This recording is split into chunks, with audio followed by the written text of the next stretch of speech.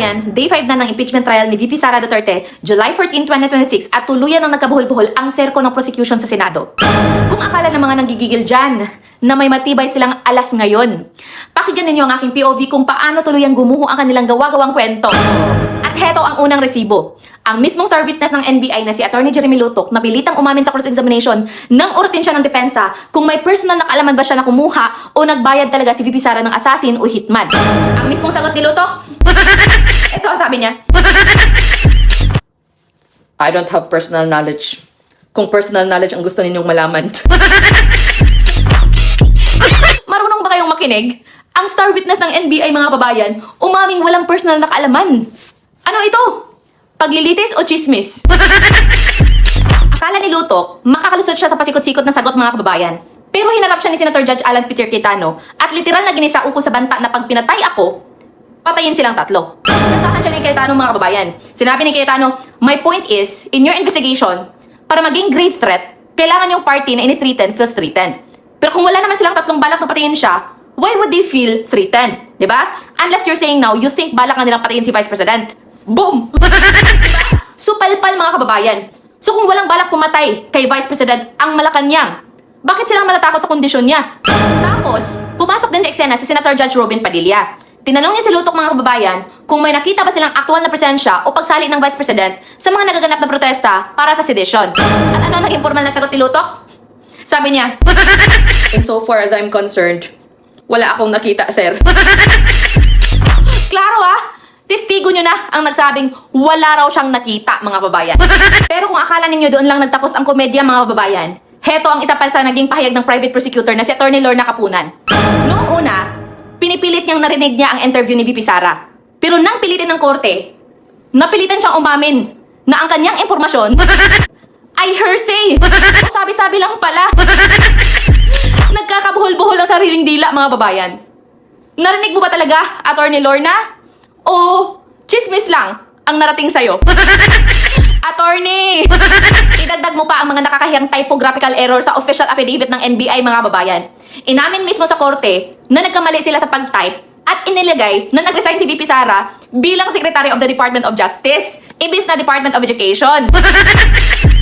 At ano ang naging palusot ni Lutok, mga kababayan? Sabi niya, Your Honor, the existence of these typographical errors does not alter the fact ng NBI mayroong findings. Grabe mga babayan, ang kapal. Attorney Lutok, kapag kaso na pwedeng magpatalsik sa Vice President ng bansa ang hinahawakan ninyo, accuracy is not optional. It is expected po. Hindi ito simpleng typo lang. Seryosong kapabayaan ito. Ito pang isa pang nakakatawa.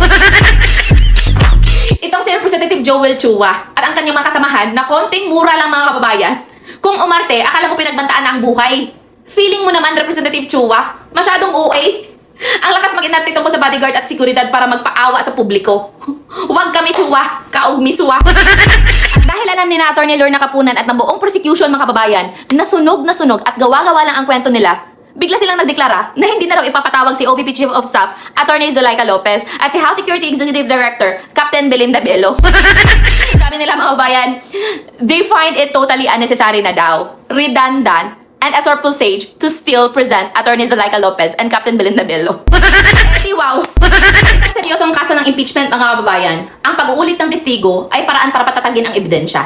Ang totoong dahilan kung bakit nila iniurong si Atty. Zulaika ay hindi dahil sa redundant ito, kundi dahil alam nilang mas makakasira at mas makakapinsala sa kaso nila kapag isinalang ang mga yan. Ang tawag dyan ay atras taktika. Dahil bahat ang buntot nilang mabuking sa korte mga kababayan.